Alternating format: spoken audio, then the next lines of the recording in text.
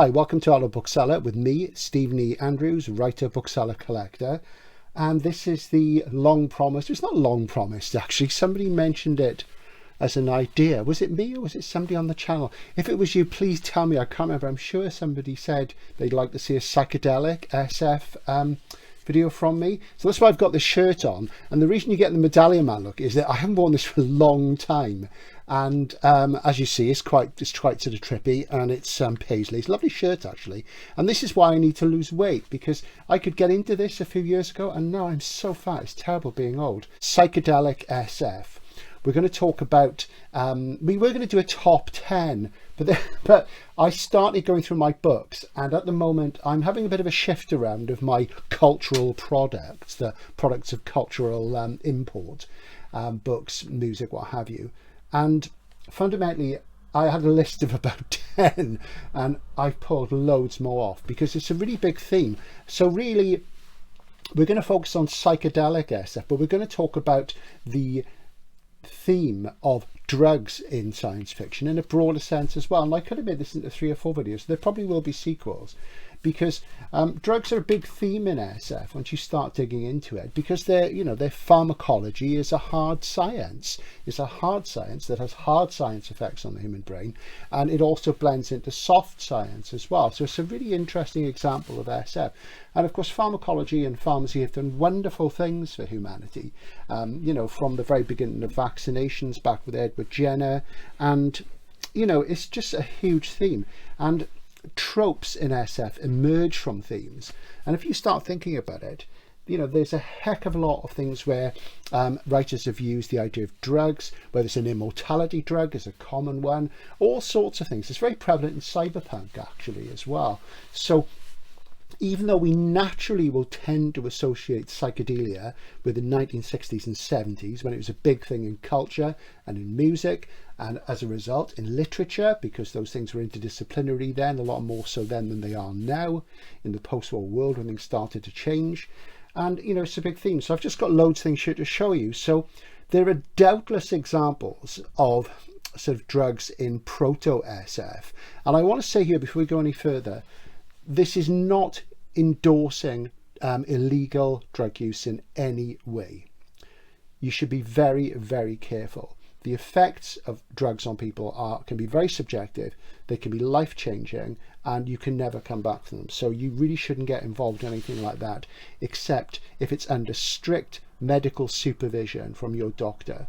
So let's not go there. So this is not saying, hey, go out there and take drugs. It's the opposite. And I'm going to give you a anecdote from a science fiction writer which I heard in person, and about why you shouldn't be involved with these things. So as I say, there probably were examples in proto-SF.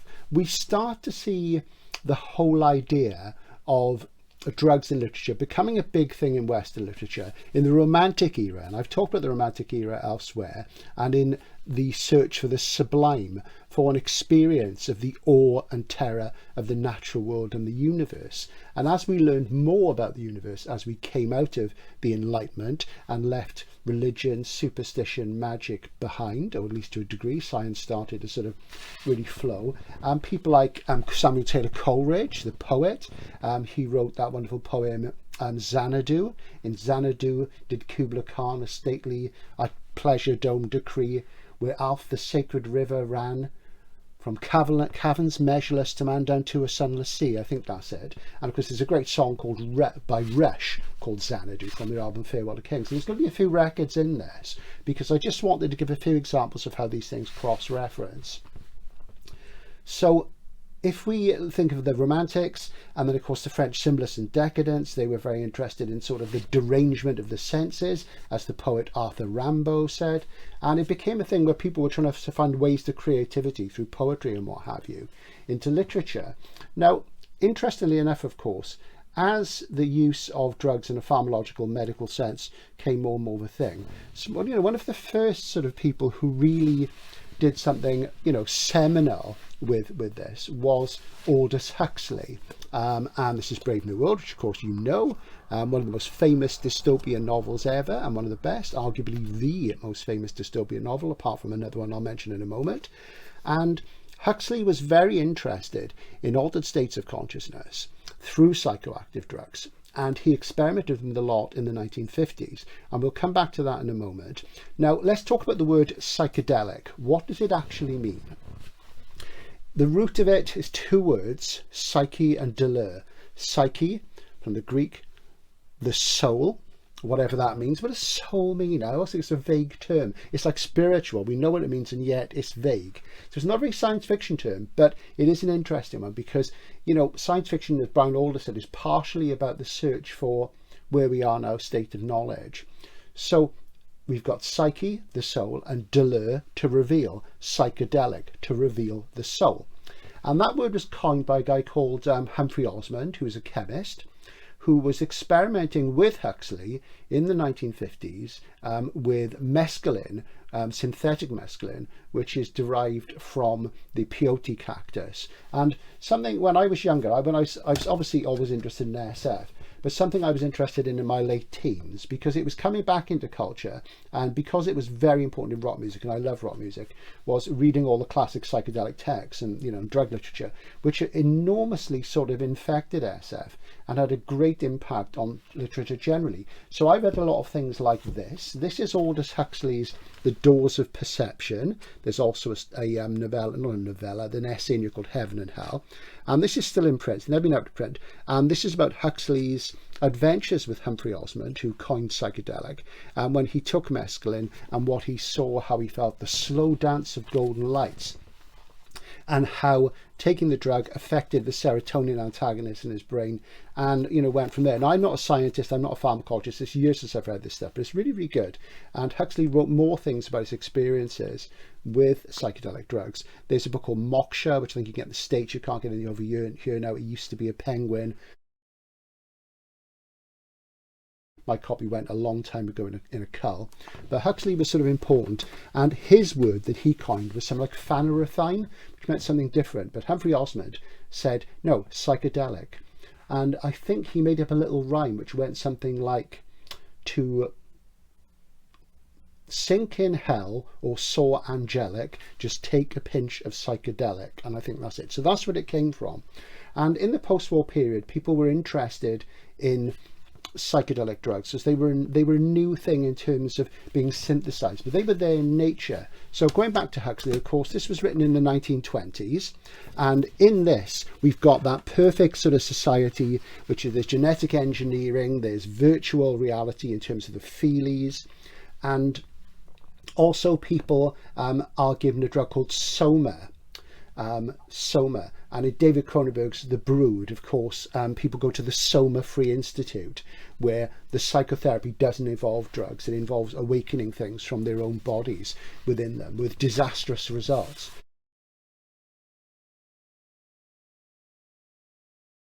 Soma is used, and if you haven't read Brave New World, then you must, because it's really important.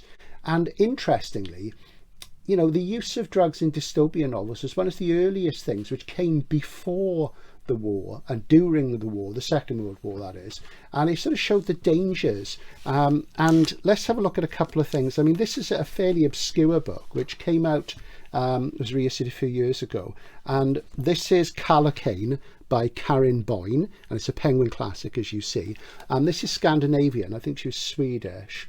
Yeah, it is, and it was written sort of midway between Brave New World and 1984, so it's the 1930s. It's very interesting, and Calocane sounds like cocaine, doesn't it? Because cocaine had been used a long time before that. And there's a sort of totalitarian world state in this which seeks to crush and oppress, you know. So in 1984, this was pretty much unknown in Britain at that time. And there's a scientist in this who basically discovers a truth drug like pentothal, which forces people to tell the truth. Now you can imagine the consequences of that on a dystopian sort of novel. So there you go. So that's out there. That got reissued a few years ago. Very interesting. So there's an international one. And then during World War II, in Switzerland, I think it was in 1942, 1943. Now, Switzerland was neutral, of course, because it was a banking centre. And Switzerland's very interesting because, of course, people speak French, German or Italian there. So it's a real mishmash. And there was a scientist called Dr. Albert Hofmann. And Hofmann was a pharmacologist, and he worked for a firm called Sandoz. And Sandoz were, they had a research thing, a big thing in pharmacy and pharmacology. Really is, trying to find new drugs and to sell them. We won't go into that. Hoffman was looking for something that could possibly be used to treat migraines and headaches and what have you. And he was working with a fungus called ergot. And ergot sort of grows on rye. If rye, when it's sort of in its naked sort of natural form, gets wet. And back in the Middle Ages, people would be storing rye in sort of silos and what have you. And of course, they didn't have the sort of food tech we have now. And what would happen was that it would get wet, and this fungus, ergot, would grow on the rye. Then it would get cooked into bread. People eat this bread and they would trip out. They would hallucinate. And the hallucinations they had used to be called St. Anthony's fire. And this was because, of course, then people interpreted things more religiously than scientifically because there wasn't science in the same way. So Hoffman was working on this, and he was deriving different compounds from ergot. And he had a certain derivative, and, he wasn't getting anywhere. And then one day in his lab, he said that he felt a particular presentiment, was how he put it. And he went back to the 25th derivative. I think he was way up in the 30s on this. And he got the 25th derivative, and he took a tiny, tiny dose of it. And it had a massive impact. He started to feel unusual. He was seeing strange things. He was clearly hallucinating. And he said, I've got to go home. And he decided to cycle home. And he had a psychedelic experience. He was basically tripping on LSD, because that's what it was, on his bicycle going home. And this infected popular culture. And then he started to look into it more. And this particular derivative was called LSD 25, lysergic acid diethylamide 25th derivative, and it was marketed once it was produced in the 1950s and late 40s under the sort of code name Delicid. That was the name of the drugs. If it had ever been in a pharmacy, you could have bought it, but you couldn't. It was called Delicid, in the same way now if you buy Panadol, it's aspirin or what have you. Ibuprofen is when you buy Nurofen, you get ibuprofen and so on. So it was like a brand name, and Sandoz hoped to do something with that. And they did lots of research. And interestingly, Hoffman, who wrote a book about this called LSD, My Problem Child, which I used to have, again, it went in a cull, was very friendly with Ernst Junger, the German dystopian writer, who was a military figure who fought in World War I, wrote a fantastic book about it called Storm of Steel.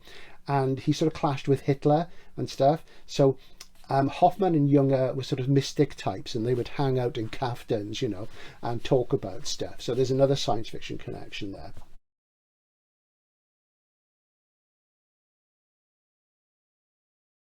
And what happened with LSD was that it was used in research then in the 40s and 50s because they felt it could treat people for depression, for other addictions like alcoholism, and a lot of interesting work was done. And in recent years, scientists have gone back to this. It's what happened in the meantime is what's given it a bad name, when it escaped from the research labs and out into the general public.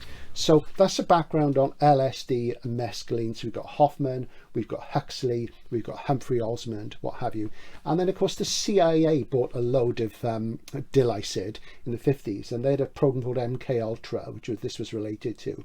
And they tested it on soldiers because, of course, they were looking for, if we spray this on people, what's the effect going to be? Is it going to be easier if we have to invade somewhere than dropping an atomic bomb? And, will we get consistent results? And, there's a film which comes from this idea by George Romero called The Crazies. Don't watch the recent one. The original was not that much but it's a basic sort of idea. It comes from that.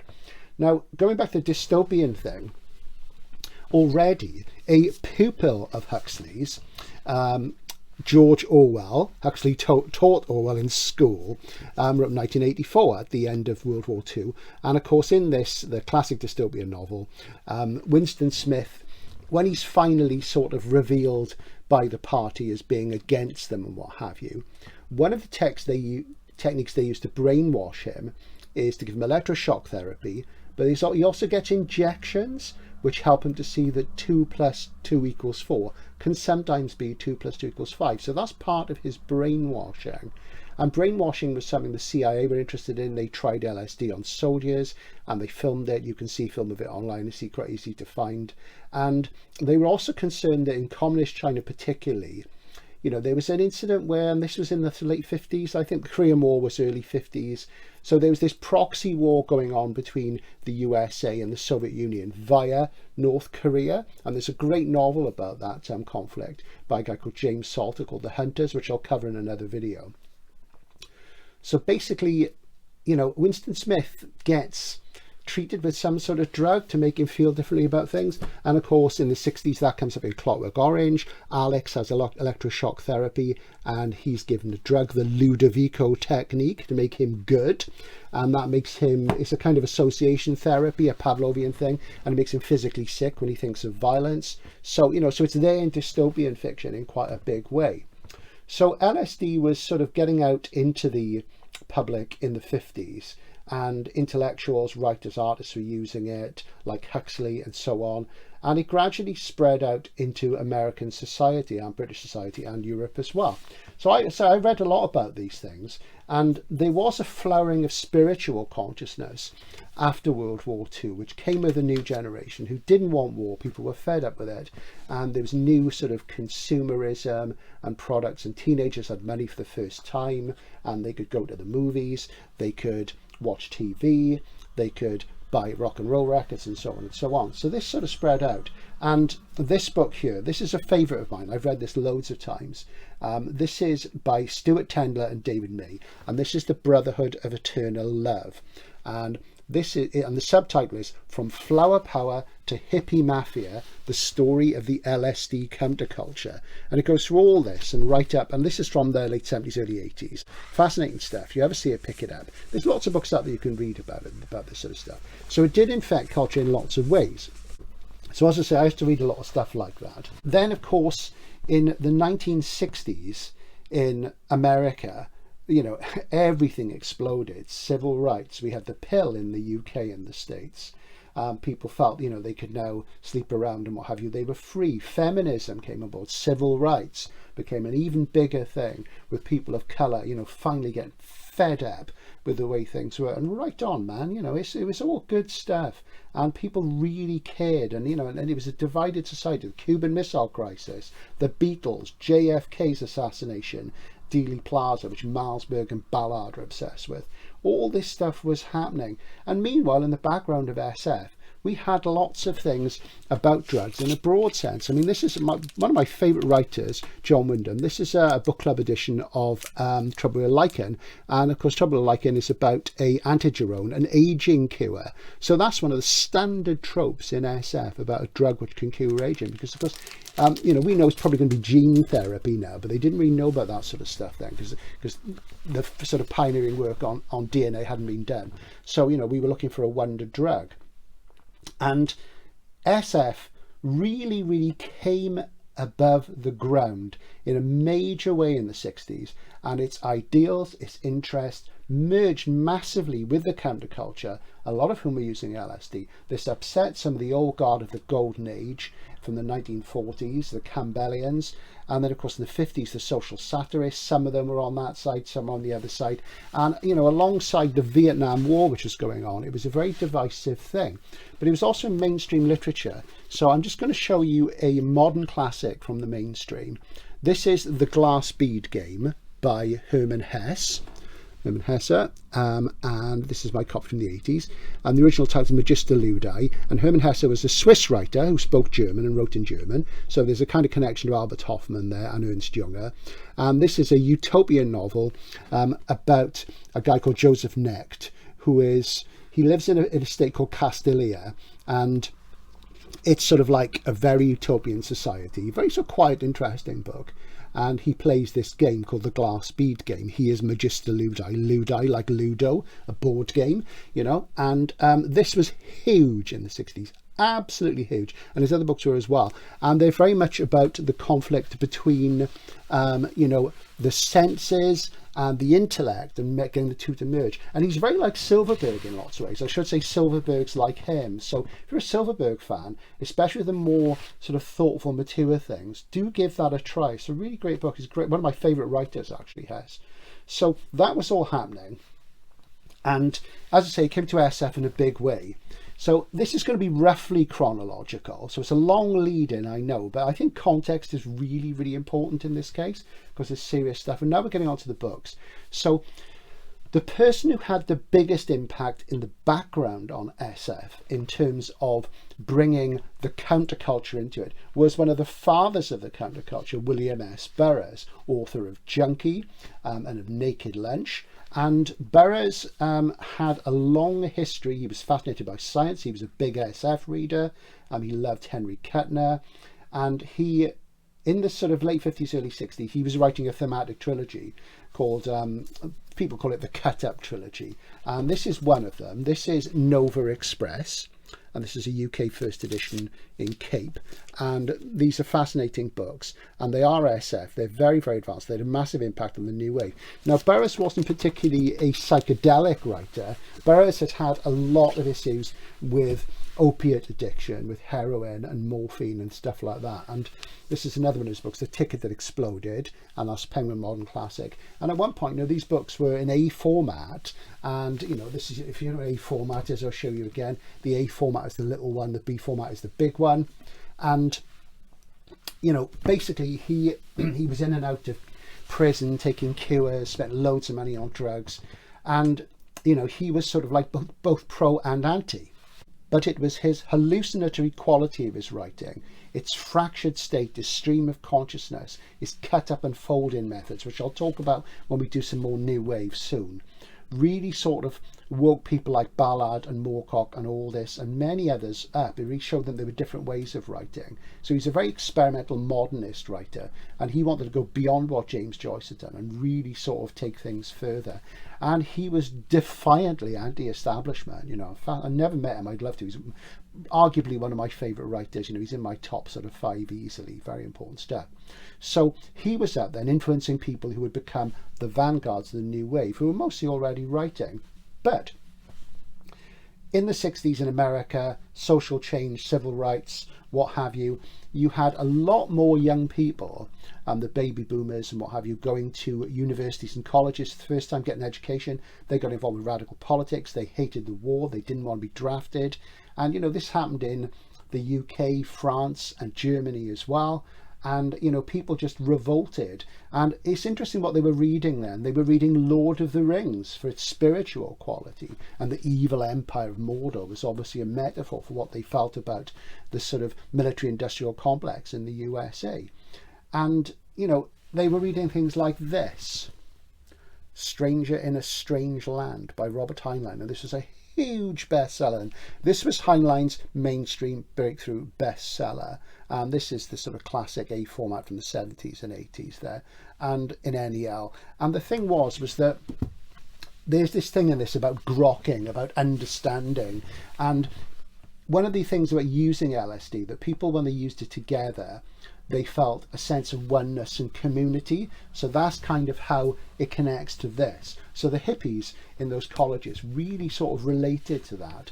And, the other book that they really got on with big time, goes without saying, but we're going to mention it anyway, was, of course, the old favourite, a book I always say is big and dumb, but with good ideas, which is Dune. And that's the Gollancz Masterworks first thus hardcover of Dune. And of course, we all know about the spice melange and its effects. It can do pretty much anything, which to me is the weakness of it as a concept. So that was there. And of course, we had people who'd been writing since the 50s who were very interested in the concept of drugs and all the states of consciousness. Most of all, we have to mention him, our little chum, Philip K. Dick, God rest his soul. And this is The Shifting Realities of PKD, Selected Literary and Philosophical Writings. So there you go. So that's some of his bits and pieces. It's actually got chapter from the unfinished sequel to Man in the High Castle in here. So try and pick it up if you can. It's fantastic stuff. So PKD was very interested, and he is very well known as being, a bit of a drug user and abuser, and we'll come on to that. Also, of course, the imagery, the cosmic imagery of SF fitted really well, because when people took LSD or mescaline or psilocybin, magic mushrooms, as they came to be called, they experienced the oneness with the cosmos and an understanding that their bodies, the stuff of their bodies was made of the same stuff as the rest of the universe, that there was a physical connection, and that was a big thing. And behind me here, I've got my favourite psychedelic record, Hawkwind, Warrior on the Edge of Time. Michael Moorcock's on this, so when he's on 3 tracks, he reads some fantasy poetry. It's more of a fantasy thing, but the music's very colourful, and you don't need to take drugs, guys. Just listen to this. It'll open your head up. It's great stuff. This is a very silly book credited to Michael Moorcock and Michael Butterworth. Moorcock only had the idea, called Time of the Hawklords. There were 3 of these, and it's about the adventures of Hawkwind, who were a very big band in Britain in the 70s. Probably the premier acid rock band. Because, of course, that's what people call it, LSD, lysergic acid diethylmide acid. So the cosmic thing was very big. And obviously, you get a book like, and this what's funny about this is a very non-psychedelic cover, and you'll get this with some of the plainer hard covers I'm going to show you. It came out in 67, it was a bit later, I'm sure, because I was only a kid, but it's the late 60s, 2001, A Space Odyssey, which of course has got that huge trip sequence when they go through the Stargate Man at the end.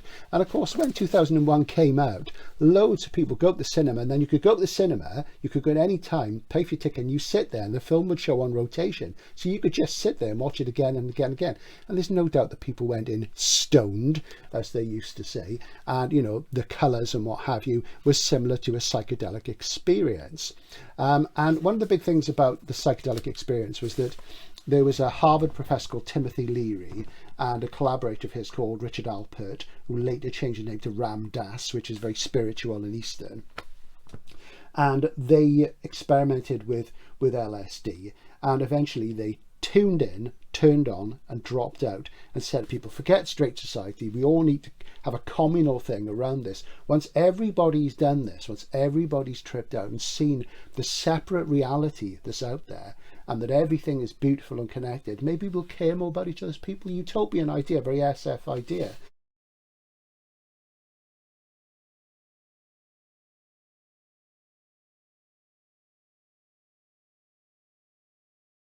Speaking on that front, I mentioned the word separate reality. Here's another couple of classics. This is The Teachings of Don Juan, A Yaqui Way of Knowledge by Carlos Castaneda. What a cover. And Castaneda was a Mexican anthropologist. He was a bit of a fraud, and he wrote about 9 books, and they're about his adventures researching the psychedelic peyote-based mescaline culture and Jimson weed, which contains DMT, dimethyltryptamine, which is like LSD, but activates in about 30 seconds, which is, so you disassociate very, very quickly from normal reality. Very dangerous thing. And he wrote this about that, and he goes on a spiritual journey, and this is the sequel, A Separate Reality, and great stuff. As they went on, they got more and more outlandish, and they basically turned into fantasy novels, and they're absolutely wild. They're really wild. And I read all of them, in the 80s. I think most of them are out of print now. I read 2 books about him which said that his ideas are sound, but he made a lot of it up. It wasn't true, So Castaneda's interesting. We'll come back to him in a moment. So people were experimenting, and of course SF was always there. I mean, Cordwainer Smith, we love Cordwainer Smith these days. And this is the Nesfa edition of Norstrilia.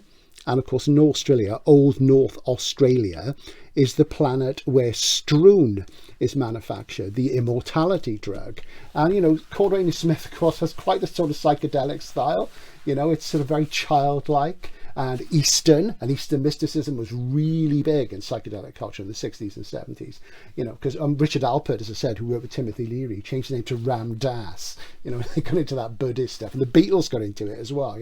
It was the zeitgeist, the spirit of the age. So you go from the romantic poets to the symbolists and decadents into, the modern world and war. The use of gas in World War One. There was no hallucinatory gases. They were much, much worse. Things like mustard gas and chlorine. Terrible, terrible stuff. So, you can see how that fed into the dystopias, the psychedelic dystopias which we had. And so it was all through SF, and it was in rock music as well. And I just wanted to show you, this is a record. I haven't got the LP, I've only got the CD, and I haven't played this for years. This actually won the Hugo Award in the late 60s, and this is It's a Fresh Wind That Blows Against the Empire by Paul Kantner's Jefferson Starship, okay?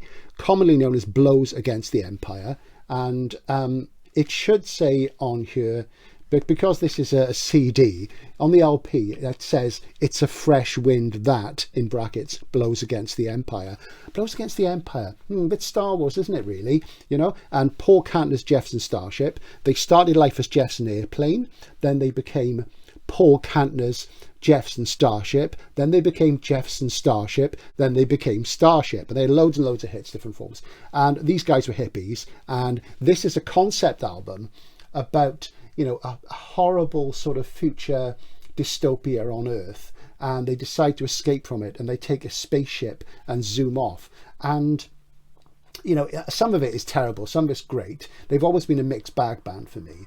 But I'd say this won the Hugo Award for Best Non-Literary Presentation. So it beat films and stuff. So it is kind of essential SF listening. And at some point we'll talk about a bit more about SF and rock music, because they had a massive impact. Oh, look at that. Wow, you know, flying saucers.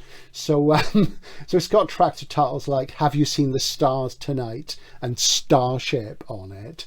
And, you know, it's great stuff. You know, it is mixed, as I say. The great stuff is really great. So there you go. So it's sort of infected everything. SF and psychedelic drugs, and, you know, they were sort of similar bedfellows. I want to talk about a book which is about the use of a drug, a book which is very dear to my heart, and a lot of you will know it. This book is read by every school child in America, as I understand it, so I'm told, and it's really famous over there.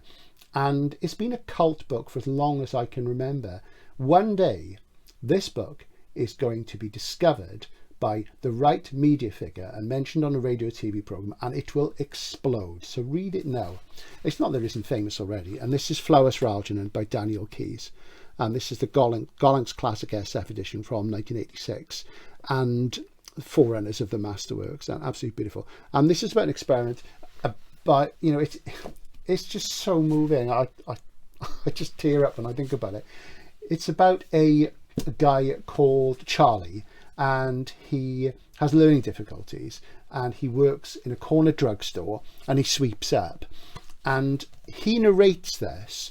So to begin with, he's writing in broken English, because as I say, he's got learning difficulties, and he has a pet mouse called Algernon, which comes into this, and he is enrolled in an experiment and given a drug which will increase his intelligence. And what's amazing about this is how brilliant Keyes, who is an educator, he wrote other novels, he's basically a teacher, how you see Charlie's writing style as he keeps his diary become more and more fluid and intellectual and absolutely brilliant. But it has tragic consequences. There was a film made of it called Charlie, which is very, I don't say dated, but believe you me, it's very dated. It's very, very of its time. I say of its time, and I don't actually like it. And a guy called Cliff Robertson won the Oscar for playing Charlie in this film version of Flowers for Algernon, alongside Claire Bloom, who is also in, what's Claire Bloom in? She's in the Bradbury one, Illustrated Man. And yeah, and it's really, really something. And another great novel a bit later in the 60s riffs on a similar thing. So if you haven't read Flowers for Algernon, do. It's lovely.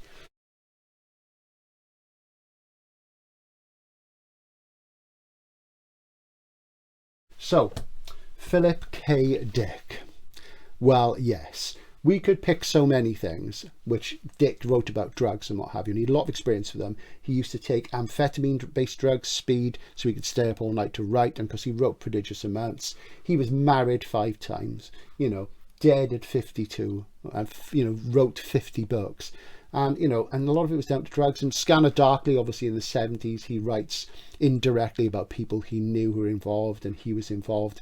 And Three Stigmata of Palmer Eldritch, the classic dark Dick about a future colony on Mars. People have gone to live there, and of course they've had the sort of lie that you see in Blade Runner that it's going to be great, and it ain't great. And they get involved with a game, and this game involves what you call perky pat layouts. So it's rather like virtual reality, but it's around a board game, like a kind of board game, a bit like Magister Ludi by Hermann Hesse. And really, it's quite strange. So there's this guy, Palmer Eldritch. He's been off to another galaxy, and he's very sort of enigmatic figure. And he sort of says that he's brought this sort of huge gift for humanity back from outer space called Chew Z. And Chew Z is something which can transform reality and send people on Mars into the illusory world of Perky Pat layouts. Perky Pat is rather like Barbie. She has an ideal life. So you're projected, when you take Choosy, into her consciousness or into her boyfriend's. It's like Barbie and Ken, and you go into this virtual realm, not with a computer but with a drug. So you hallucinate yourself into that, and the layouts, which people buy the layouts, they buy the little dolls and the little toys and what have you, are there to sort of get you into the experience, to enhance it. So there you go. And it's pretty scary, and Palmer Eldritch assumes the mantle of the kind of demigod in this, and it's really, really unpleasant. It's a great book. You should read it. And of course, people who took LSD, mescaline, psilocybin, these things, you know, if you didn't get the setting right, if you weren't in the right setting with the right people, and if you were sort of a little bit fragile, you could have a bad trip, you have a terrible time, and some people never came back from it. And, you know, it wasn't all sweetness and light. It had a very sort of dangerous side to it. So, you know, that was Dick writing about this in the 60s when that was happening, and there was huge scaremongering about LSD, how you could be poisoned by it. You actually can't. You'd have to take such a large amount. It would be ridiculous. And of people thinking they could fly and jump out of windows and what have you. And there were some terrible things. Mostly people were affected mentally all their lives. They were sort of psychedelic burnouts. So, you know, it's not something to be sniffed at. But PKD, of course, he did other things. And I mean, on the channel, one of my most popular videos, I don't know why it did so well, is about the alternate text of Lies Inc., aka The Unteleported Man. And there's a moment in this where somebody gets shot with an LSD dart and it goes bonkers. And they effectively have a bad trip, and they are with some really strange people at one point. And it's not that it's badly written, it's very disorienting, and it's very deliberately disorienting. It's meant to give you that impression of what can happen. So that's in Lies Inc. And the current Gollancz edition is the fourth. Let's see, there's four different versions of this text, and the current Gollancz one is the sort of definitive one. And if you want to learn more about that, watch the video about the textual variations in Lies Inc., The Unteleported Man, on the channel. So, and when I filmed it, I didn't know about the fourth version being revised, so that's kind of an addendum to that. So that's why I'm mentioning it. So in the UK New Wave, you know, we had the sort of master of it, and the guy who was really obsessed with William Burroughs, and what Burroughs was doing with language and with SF conceits, was J.G. Ballard. And this is Ballard's fourth novel, The Crystal World. This is a Cape reprint from 85. And so I don't have a first. Damn it, I have a first. It's going to cost you at least 200 quid. And of course, in this is the one where there's this cosmic event, which he describes in like one sort of paragraph, and it's absurd, and it's almost like a parody of the disaster novel sort of thing. Oh, this has happened in space and such impact, and you know, it's set in Africa, and everything starts to crystallize, and the crystalline sort of visual effects of LSD, the slow dance of golden lights, you know, was very, very much a thing. So this is very influenced by that as well. And the anecdote I wanted to tell you is from Ballard. And, you know, of course, by the end of the 60s, Ballard had done the Atrocity exhibition, his condensed novels, short stories, fractured realities, and they're very, very confusing, very hallucinatory. They've got a real sort of like edge. And of course, when people were buying drugs on the black market, they weren't often pure, so they'd often buy LSD and they would be laced with speed, with amphetamine. So you'd get these very sort of edgy things going on. And that's very much the feeling you get from the Atrocity exhibition. But Ballard, I met Ballard when he was doing a publicity tour for this book, The Kindness of Women. This is the early 90s. This is the UK first edition. And that's when I first met him. And I've been a huge fan for 10 years or so. And this is signed, if you can see that. And I read this in proof copy. I'd gone to the head office of the company I was working for. I used to go up once a month to London and for a meeting with my boss, John Mitchinson, who runs Unbound, a publisher, and a great guy, John. Hi, John, if you're watching. And he does a great podcast. Another guy called Andy Miller, who's also a fantastic guy, two guys I work with. And he was responsible for reissuing the Three Stigmata in a edition which was exclusive to Waterstones. This is about 20 years ago, because it had gone out of print amazingly, and they had this exclusive edition, and Andy sort of got it back into print, which was really good. And you know, and since then it's sort of stayed, which is great. But anyway, yeah, I managed to get a proof copy of this from head office, because all the big publishers send loads of freebies to the head office. And basically I was reading the proof on the train coming back to Bath, and there was sunlight flickering through the trees alongside the railway line, and there was like a strobe effect. It was very psychedelic. And there's a bit in this, and this is an autobiographical novel. It is a novel. There's lots of autobiography. And it's basically about Ballard, saying how kind women were to him, because his wife died when she was quite young, and he had to bring up his kids on his own. And he talks about the one time he took LSD. And at the event I went to, I managed the bookstore for a while for my mate Brian. Hi, Brian. And I then had to sit down with everybody else there.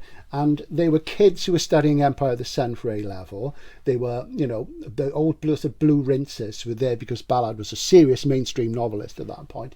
And then there was all the young guys in black, like me, who were Ballard nuts. And he read from that part, recounting the time he took LSD in a fictionalized state. This is a fictionalized account, but he actually did it. And he ended up walking into a river at the bottom of a garden. And he said, the only time I took acid, it was a dreadful experience. I wouldn't recommend it to anybody. And he's got that plummy voice. That's what he did. And he was great, I talked to him afterwards. He signed about 16 books. He's a lovely man, and that's how I got to meet Ballard and got to know him. So he, was influenced by that. So it goes from Burroughs to Ballard and out into the other new wave guys. And the new wave in the UK, somewhere here, it's all here. It's like New Worlds, this pile of books. So bear with me. New Worlds. Let me just get this organised a minute. Several American writers came over to the UK because Moorcock and Ballard and all this and people like that were working on New Worlds, and new writers like Keith Roberts, Christopher Priest were emerging, and they were also engaged with the counterculture, and they liked things like Anna Kavan's Ice. And Anna Kavan was a heroin addict. This is a very hallucinatory book where things break down. I've talked about that elsewhere in the video about what SF to read in the winter. If you read it any time, it's brilliant. And Aldous is a big fan of her. So, several people came over to the UK, and Norman Spinrad was one of them. This is Bugjack Baron, first edition, UK edition. And even though this is a multi-theme novel, I'm going to talk about this at great length at some point. There are psychedelic sequences in this, and where, with actual drug taking, which have disastrous results. And then, of course, there was the new wave version of Flowers for Algernon by Daniel Keyes, who I mentioned earlier, which is Camp Concentration by Thomas M. Dish, which takes the dystopian motif and meshes it with the Keyes. And in this, an intellectual, and this is first-person narrative of an intellectual and a poet, and Dish was a poet. And there he is on the back. There's Tom. And what happens in this is, he ends up in prison for being a dissident, for being too intellectual in this future America. And of course, it's all comment on the Vietnam War, and, Nixon would be coming, and JFK had been assassinated, and what have you. And they give him this drug, which makes him more intelligent. So again, the writing gets more and more erudite. But unfortunately, there's another downside. So I won't tell you that. So if you read Camp Concentration after you've read Flowers for Algernon, it's a really interesting exercise to read the two together. It's great stuff. And my old mate Christopher Priest was producing his early work in Doctrinaire. One of the big things in this is hallucinatory gases. So that's a big one to read. And Brian Aldiss was writing a series of stories which became known as the Acid Head War stories about psychedelic gases being released across Europe in the near future and creating chaos, and they were fixed up together as Barefoot in the Head, and that's that. And here's a copy of New Worlds. This is number 178, and just there it says, see that there on front of the card, it says Brian Aldiss's new Acid Head War story, Auto-Ancestral Fracture, which of course, that's sort of pre-Ballard, that's pre-Crash. Ballard's beginning to show interest in crashed cars at that point. And this is also the issue where Bugjack Baron was serialized. And this is the one. Tom Dish is in here. This really is the iconic issue of New Worlds, because basically this was the one that got mentioned in the Houses of Parliament. I'll come back to that when we do the New Wave Top 10 UK before too long. So that's important. I'm teasing you with that. You probably know the story. You can look it up, but I'll give it to you at another time. But it wasn't all UK. It was mostly. I'll show you this. This is terrible. Probably the worst condition book I've got. This is The Deep Fix by James Colvin. That's Michael Moorcock. And The Deep Fix was the name of Michael Moorcock's band in the 70s. He had a band called The Deep Fix, which he fronted.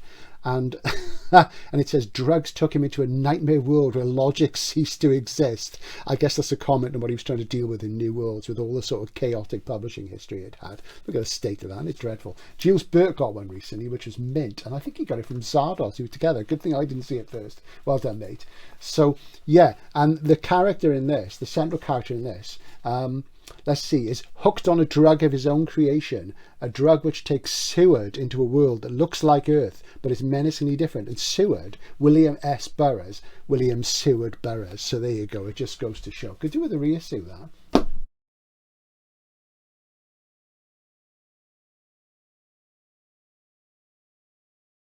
And Moorcock, of course, was, as I say, he was the centre. And Moorcock was a young guy, you know, he liked rock and roll, he liked girls, you know, he liked all that stuff. And he edited New Worlds. And the guy on the cover there, that's Jerry Cornelius, his sort of keynote SF character, who's an incarnation of the Eternal Champion. It's drawn by Maldine. And Jerry not only sort of popped up in numerous Moorcock novels, but also in SF stories by other writers. You know, he would let sort of people use him. And this, the oldest one, the Firmament Theorem, is in here. So there he is, Jerry Cornelius, rock star, Jesuit priest, Nobel Prize winning physicist, assassin, incestuous relationship with sister. He has a father who was an expert in psychedelia. And his father created towers that were around the house, which would, when they were tripped off, would send people into trances and stuff. And, you know, and it's just all in there. And the Jerry Cornelius stories are very, very psychedelic, especially the early ones. And Jerry has a band called The Deep Fix. So, you know, is Mike Jerry Cornelius? Well, you know, I think he was then, and he's a very cool figure. Jerry Cornelius is rather like the cool version of Austin Powers, you know, and he'd wear the car coat and the trippy shirt and all that stuff. And this is the second Cornelius novel, A Cure for Cancer, which is very, very trippy indeed.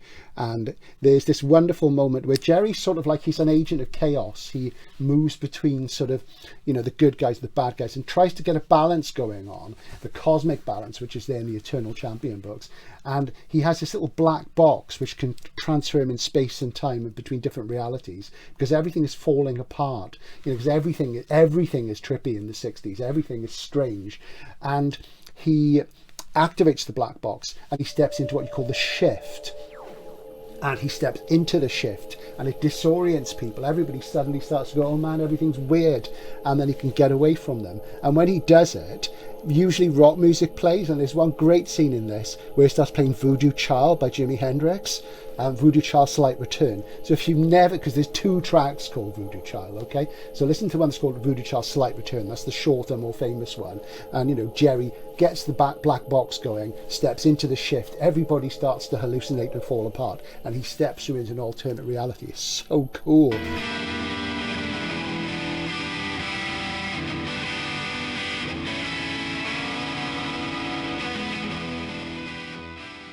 That's A Cure for Cancer.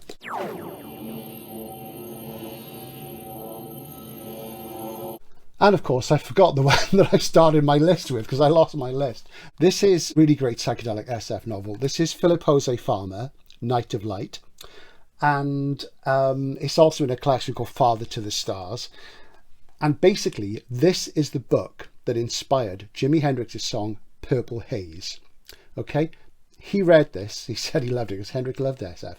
And there's a bit to hear earlier on when he talks about the purpley haze in the sky. So there you go. I was going to do a full-blown video on this, but I reread it recently. I didn't actually like it very much, and I used to love it. So, you know, things change. But this is set on a planet where every now and again a cosmic event causes people to sort of go into a sort of psychedelic trance-like state, and they start to behave very badly. You know, because of this purple haze in the sky, everything gets a bit weird. So that's where Jimi Hendrix got this from. Now, the music for this video was written by my friend Steve Holmes. Thanks, Steve. And it's called The In-Calling, which is the title of an M. John Harrison story. Another rather psychedelic guy. And you know, he wrote it for that. So Steve, I'm sorry I didn't do a full video on this. And I'm sorry it's taken me so long I use the music elsewhere, but it's finding its proper context. And this is what it does to you, you see. If you get too involved with these things, you just lose it. There was all sorts of other stuff. I mean, somebody who worked on New Worlds as well, and he spent most of his time in America, is Charles Platt. You know, he eventually took on the editorship when it became an A format paperback. And I'm going to show you a book now which I think you might still be able to get it from the publisher's website. The publisher called Savoy, and I'm going to talk about them in a video about Delaney that's coming up. And until a few years ago, I was selling this in work. I don't think I can get it now. And as soon as people see it, they freak and they buy it. And this is The Gas by Charles Platt. Okay. Now, as you see, that cover doesn't compromise at all. And this is about a hallucinatory gas that escapes from a experimental facility in England, and this gas has an aphrodisiac effect. It also has an effect on violence, so people revert to savagery, and they're having erotic dalliances everywhere, and there's also things like people's heads get pulled off from that. And this is one of the key works of, quite frankly, pornographic SF. It's great fun, but it's not for kids. Okay, so that's The Gas. Get it if you can. It might still be on the Savoy website. Savoy are great publishers. So that's a classic example of psychedelic exploitation SF. There you go.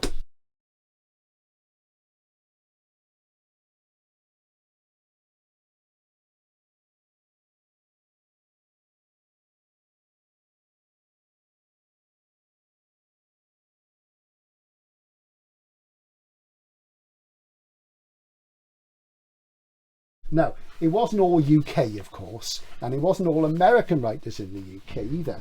There were people doing the other side of New Wave, the Harlan Ellison side, which is the taboo breaking thing. And, you know, prominent amongst them, I would say, would be Robert Silverberg.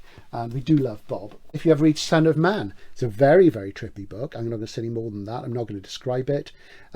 Somebody is sort of sent way into the future, and it's very, very colourful, and they go on this hegira, this journey, and it's amazing. You know, people can change the shape of their bodies, they can change their gender, what have you, and it does divide people, this one. It's a lot more free form and free flowing. So Bob, how did you discover all this sort of stuff? Well, you know, Bob's a sharp guy, let's just say that.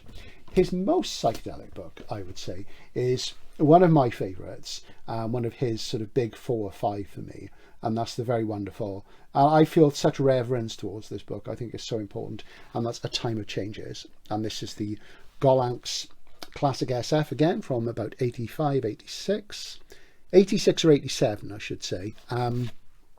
Number 3, so it's from the first tranche of them. They were 4 issued simultaneously, so that dates it to I Can Think Where I Was Working. It's 1986. Look at that, absolutely gorgeous. And this is about a guy who's from a planet where you can't use a certain personal pronoun. Okay, you can't say I on that planet, you can't invoke the ego, and he goes on a diplomatic mission to another planet because everybody uses it all the time, and he's really shocked by it. And he also discovers a new and expanded kind of consciousness, and it's very, very psychedelic indeed, and it's a wonderful book, and it's got the classic Silverberg themes I always talk about: transformation, transcendence, redemption, and personal power, you know, and the power of the individual to tell people that they can't say something, they can't say I. And, you know, it's very germane to the personal pronouns thing now, and it's a wonderful book. It's a very wise book, and probably my favourite psychedelic SF novel, though it's subtly psychedelic. Something that's a bit more openly sort of acid drenched in one part of it, and if you've read it, you know this, is Silverberg's Dying Inside. This is the Eastern Press leather edition, absolutely beautiful, isn't that nice? And basically there is the moment in this, and as you probably know, this is about the first person narrative of a telepath in 70s New York, and he doesn't know any other telepaths, and there is one moment where he has an erotic encounter with a woman, and he reaches out and draws her into his consciousness while they're having an erotic dalliance, and it has a sort of psychedelic thing to it, and, you know, with disastrous consequences, but beautiful book. So that's sort of in there as well. And I seem to remember, because I've not read it for a while, I've read it a few times, that there is a moment where he uses his powers. I think it's that very moment where both of them or one of them are under the influence of LSD. So that's there in that one as well. Other favourite writers of mine who sort of dallied with it were Angela Carter, a figure associated with the New Wave in the UK. This is the Infernal Desire Machines of Dr. Hoffman. This is the first edition in Hart Davis. This is the 70s. And of course, Dr. Hoffman, Albert Hoffman. It also refers to the German romantic writer E.T.A. Hoffman. Tales of Hoffman wrote The Nutcracker. And this is a very hallucinatory book. I'll just show you my penguin, my king penguin from the 80s. This is the first one I bought. There you go. It's also known as the War of Dreams in the USA, and you know, it's basically, there's a character in this called Dr. Hoffman who wants to sort of get rid of reality and put dreams in its place. And of course, you know, Timothy Leary and people like that, and all the sort of evangelists for acid, for LSD and psychedelic themes, you know, wanted everybody to do it. Hoffman didn't. Albert Hoffman didn't. He was very concerned about the way that delicid had got out, and you know, he felt it should only be used under controlled conditions. But he did feel it had a spiritual and philosophical side that was important, that people needed to understand it. But it needed to be in a certain set and a certain setting to keep people safe. And you know, this is great stuff. I do like that. Is it SF? I think it's SF, but even if it's not, you should read it because it's fantastic. This copy here, I think this belonged to David Pringle. I think there's a postcard in here from Angela, signed by her, and it's about the Science Fiction Foundation. It says, "Dear David." And when I asked David about it, he didn't deny it. So I think this was one of David's copies. So there you go. He probably had a couple because he's the man. So as things came out of the 60s and the 70s, you know, it started to fade away. Punk rock come around, the Vietnam War ended, things started to change. They started to get a lot bleaker in Britain. The swinging 60s were over. In America, you know, it was still the summer of love. You know, it's the Americans, sort of, they were doing very well economically, and rock and roll had ceased being radical and become more corporate bland out going on. And you know, the sort of one of the great short stories which I wanted to mention sort of from that time, as that sort of stuff faded, is one by Harlan Ellison. This is the illustrated Harlan Ellison. This was the first Ellison book I ever bought, and there he is, looking very handsome on the back there. And I don't know how this is to get now, but it comes with 3D glasses. There you go. Crazy, because there's one section illustrated by Jim Steranko, the comics artist who drew Nick Fury, Agent of S.H.I.E.L.D. There's one bit there, and it's got some great stuff in it. It's all sorts of illustrations, and I'll try and do a feature on this one day. But there's a story in here, let's see, it is in here, called Shattered Like a Glass Goblin. Now, Shattered Like a Glass Goblin is in the US edition of my favourite Ellison collection, The Beast That Shouted Love at the Heart of the World. It's not in the UK one. In the UK, it's in Deathbird Stories. I think it's in Deathbird Stories in the States as well. I've got both, but I put so many books that I sort of got around to pulling that one out. And it's about a guy who comes back from the Vietnam War. He goes to a commune where his girlfriend's gone to live, and she's sort of anti-war, and she doesn't have anything to do with him. And he moves in there, and he's trying to get her away from all these druggy people. And it's really, really amazing story. It's an anti-war story. It's an anti-drug story as well in lots of ways. And it's one of his very finest, Shattered Like a Glass Goblin. Try and read it. It's great, great stuff. And you know, it's the ultimate psychedelic Ellison story. The 70s. What happened in the 70s? Well, something that happened with psychedelia was that people rediscovered the fact that there were lots of mushrooms growing around the world which had psychedelic effects, and maybe they were used in archaic times. There isn't a lot of evidence of that actually in Europe, and there's a certain genus of mushrooms, and I'm not big on mushroom taxonomy, so forgive me if I get this wrong, called the psilocybes. And these are mushrooms which have two active psychoactive ingredients, psilocybin and psilocin. And this is a book I bought in the early 80s in London, and let me just have a look. Let's see. And it was first published in 1977, reissued in 78, 79 and 80. And this is the British Guide to Psilocybin Mushrooms by Richard Cooper, a little chap book. Okay, and there we are. Now what you'll see on the back of this is there's a couple of little elf type guys, and if you can see that, a couple of little elf, and they're harvesting these mushrooms. So people basically, through trial and error, discovered that they could find these mushrooms growing that would have a similar effect to LSD. So there you go. And when this was first published, they printed 3,000 copies. The first reprint, let me just get the colophon, the printing history, was 10,000 copies in 78. Then it was revised in 79, another 10,000 copies, and then again in 1980, another 10,000 copies. So that's 33,000 copies in 3 years. Okay, that's quite. That doesn't sound like a lot, but it is quite a bit for a small press and a minor book. And I bought this in Compendium in Camden. Now Camden, of course, has long been the boho haven, and Compendium was a great independent alternative bookshop that was there for years, and it's been gone for a very long time now. And I bought this in there, and I got talking to a chap behind the counter who was really, really nice. It was great. And I think I bought some SF as well. And he reached under the counter, and well, anyway, I'll tell you that story again. He gave me something illegal, not drugs. Okay, it wasn't drugs. He gave me something illegal. It was a book. I'll tell you about that in another video. So there's that there. So people were sort of discovering other ways to things. And that sort of paved the way for the second summer of love in the late 80s in the UK, rave culture, where dance stopped being disco and started being psychoactive and ecstasy, MDMA, all that sort of stuff. One of the sort of gatekeepers of psychedelic culture in the UK was the very wonderful Mick Farren, great writer. And this is the Neural Atrocity, which is the first of the DNA Cowboys tetralogy, initially a trilogy, then he wrote a fourth one. And Mick was basically he was a rock and roll writer, and he did lots of rock and roll writing. He was a rock star as well. He was in a band called the Social Deviants, who later became the Deviants. He's not actually on any of their records. He wrote some of them. I've got something by them here. Bear with me a second. And the Deviants sort of morphed into the Pink Fairies. And this is one of their albums. This is Kings of Oblivion.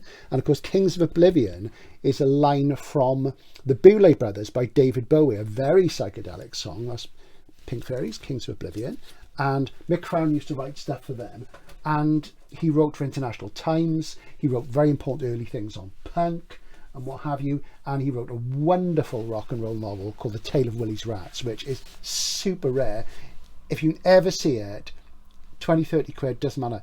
It actually costs more. But if you see it, buy it. It's amazing. It's never, ever, ever been reprinted at one printing. It was free on his website for a long time. You could read it on the website. You know, reading a novel on a website is not much fun. You can't download it. I've not researched that recently, so do check it out.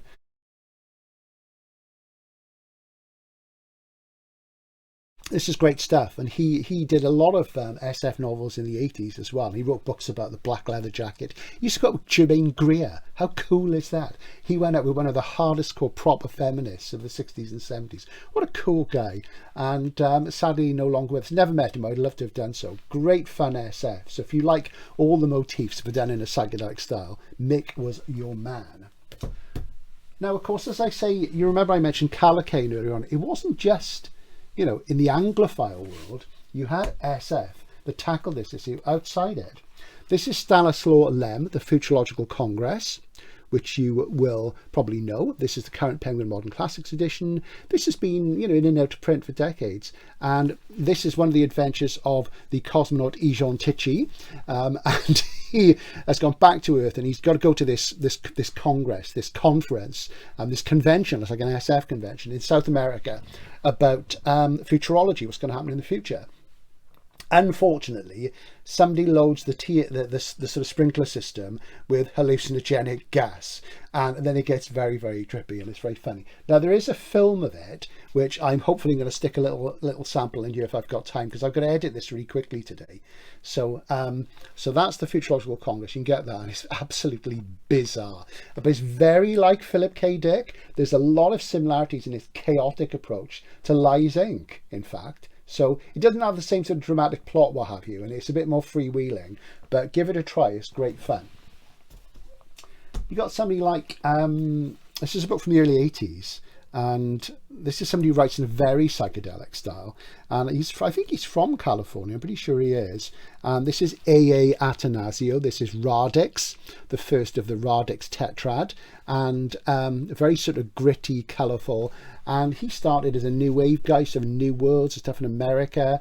He sometimes used the name Gatanasio, which you could, you'd easily guess. And this is one of the great psychedelic SF novels. This got a big push in the UK. This is the Corgi one from the early 80s.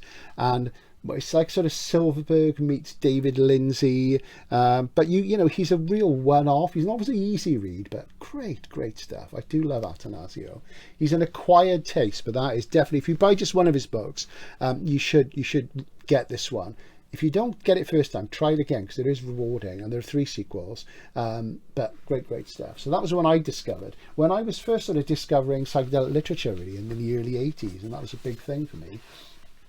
As I say, there were things after that, and probably I'm going to show you, for me, what was probably, is it the best psychedelic SF novel? Well, it's probably the purest one, and it was made into a wonderful film by Ken Russell, who often made some terrible films, made some great ones as well. And this is Paddy Chayefsky's Altered States. First edition, UK, Hutchinson. Paddy Chayefsky, noted American dramatist, screenwriter, novelist. And this is a wonderful hard SF novel set in the 60s and 70s about a scientist and his mates who do research into isolation chambers and taking strange drugs and what have you. And the central character is called Eddie Jessup. And Eddie Jessup, he has mystical experiences, and he wants to know the mind of God and the mind of the cosmos. So he goes off on a Castaneda type voyage to Latin America, where he discovers a sacred mushroom compound, brings it back to the States, back to New York, where he works in a research hospital, and he takes this drug in an isolation chamber with astonishing results. Now, the way this is written is brilliant. It's very easy to read. The scientists speak like real scientists, and they're always saying things like, "You're not telling me you de-differentiated your goddamn genetic structure," and stuff like that. "That ain't no serotonin antagonist." And the 3 central scientific characters, and Jessup's wife, who's an anthropologist, and it's really great. And more people have seen the book. More people have seen the film than read the book, and I hope to put a little snippet from the film down at the bottom of the screen there. And it's just wonderful. And there are differences between the film and the book. Both are equally good. Of course, they wouldn't be the film if it wasn't for the book. There is one major plot difference in this when you get to the major sequence, which is very Silverbergian, of transformation and transcendence. But is it that thing where with psychedelic, they take a pinch of psychedelic, do they so angelic or do they plunge into hell? You find out for yourself and read Altered State. So that, if I was going to say buy one psychedelic SF novel, buy that. So the influence of psychedelia went on then. It was particularly prevalent in cyberpunk and the writers around that. I've mentioned before K.W. Jeter. Jeter's work is very psychedelic. Madlands is quite psychedelic. There's a horror novel called Dark Seeker. It's an SF novel really with horror things, and that's centered around a drug cult, a Mad Celeste drug cult, and Madlands is really good as well, and very hard edged and uncompromising. And what Jeter does, he gets across the implications of hallucination and altered states of consciousness in future urban settings in America, which are very gritty and very unpleasant. It's great stuff. It's like having if your consciousness was your skin, when Jeter gets hold of it, it's like sort of having a cheese grater rubbed over. It's really quite something, but I love it. He's the greatest, massively underrated and important figure, Jeter. One of the great ones of the 80s. He's up there with Gibson and Lewis Shiner and some other people. Somebody whose work was very psychedelic as well, who was big in the 80s, was Lucia Shepherd. This is Green Eyes. This is a first edition of Green Eyes in Chateau, UK. That's one of them. And the early books are all set in jungles, very apocalypse now, particularly Life During Wartime, his second novel. And they very much have the things. Of course, in Apocalypse Now, there are sequences where the soldiers are on acid, in the Vietnam jungle. It's pretty scary. And you get that in Shepherd's books. You get similar things to that. And Shepherd was, in a rock and roll band. He's quite a psychedelic guy. The colour and the tone in his writing, which is often reminiscent of Latin American magical realism, is very much from psychedelia. I'm going to finish with a book from 1984, just because it shows one small influence of psychedelia. And the writer who wrote this, he said that when he wrote this novel, which is one of the most famous novels in the history of SF, and it's one of my favourites, it's in my top 3, I would say, and there is a top 15 coming up soon. He said that, you know, his inspirations were a Beat Generation anthology he found on a rack spinner outside a drugstore in the late 50s, early 60s. They were a copy of Tiger Tiger, The Stars My Destination by Alfred Bester, and the first album by the Velvet Underground and Nico, the one with the banana cover, the Andy Warhol cover. And he said those were inspirations. But there were other countercultural inspirations on this writer as well, and that writer was William Gibson. And the book I want to talk about is Neuromancer. This is the world first edition hardcover, first printing, signed by Gibson. Okay, this doesn't live in my house. This lives in safe storage because it's super rare, and it's absolutely mint. So there you go. Gibson signed it for me himself on one of the, I think it was the last time I saw him. I've met him 5 times, and so that was just before the pandemic. So there you go. And Neuromancer has lots of crime in it, and drug use is a common thing in cyberpunk things. But I want to talk about a very specific moment. Of course, Case has his talent burned out of him by his sort of bosses, you know, when he steals from them and he steals data and steals it from his bosses who he normally sells to, and they catch him and they burn his cyberspace talent out of him with a Russian mycotoxin, a mushroom toxin, a fungus toxin, and he hallucinates for 30 hours, and then he can't jack in anymore. He can, but he can't do the thing. He can't break through the black ice, and that's how the novel starts. Now, of course, there's a wonderful set piece in Neuromancer where when Armitage recruits Case to help Wintermute via the aegis of Molly, the Razor Girl, they do a raid on a corporate headquarters to pick up a piece of software. And that piece of software is the Dixie Flatline construct, McCoy Pauly from Burning Chrome, who's dead, but his consciousness has been downloaded and copied onto software. And it's on this little sort of slab, this little black cassette, which Case can ram into his PC, and he can sort of talk to the disembodied simulacra consciousness of you know, the Dixie Flatline. And because what happens, he flatlines, he dies when he's behind black ice, and he comes back to, but he survives. So it's one of those things. So Case needs this AI construct of this dead man's mind to help him get through to achieve what Wintermute, the computer in the background, wants to achieve. So there you go. So that's is that a psychedelic thing? Yeah, it is kind of, because you're talking about reality. But when they do the raid on the corporate headquarters to get the flatline construct, what they employ is an hallucinogenic compound, a gas I think it is again, that makes everybody freak out, so they can get in there and get past the security and get that piece of software. And the active agent that they use, the drug they use, is called Grievous Angel. Okay, Grievous Angel is what they use, and everybody's tripping. This is the album Grievous Angel by Graham Parsons. Graham Parsons was a rich southern boy. He was a good old boy. He was a country musician. He had a band called the International Submarine Band. He then joined the Byrds for their album Sweetheart of the Rodeo. Then he formed the Flying Burrito Brothers, the definitive country rock band who were very psychedelic. And he said he wanted them to make cosmic American music. This was his second and last solo album. He died through drug and alcohol misuse and all sorts of things, and it's called Grievous Angel, and there's a wonderful song in here called The Return of the Grievous Angel. So that's where old Gibbo, Bill Gibson, got Grievous Angel for Neuromancer. I think that's it. I hope you enjoyed it. I'm sorry the preamble was long, but it's really important to have a context for these things and to see where they fit into culture. And I've got to put all these books away now, and I've got to edit this. Good grief. Good thing I got up early this morning. So as I say, be careful out there. Don't get involved in any of this stuff, you know. And it is coming back. There's some fascinating books being written and published in the last few years about how psychedelic research is coming back, helping people with depression and alcoholism and control things. And there's a centre in Bristol not too far from where I work. So, you know, it is something, but it has to be under clinical control. The beauty of psychedelics is, for all the bad or good things about them, is they have helped enliven and inspire culture. You know, right the way through, as you see, you know, and there's still things out there now. But the golden age of them, of course, tied in with the golden age of the escape of psychedelics into sort of civil society, into everyday life in the late 50s, 60s, 70s, and into the 80s. And then, as I say, you have the rave culture and stuff. And, you know, it's still there. And it's now part of the standard of life. You know, those things are out there. And for good or ill, we'll see what they do to society. So this is Outlaw Bookseller, but it's Psychedelic SF. And I'll see you again soon. Bye for now.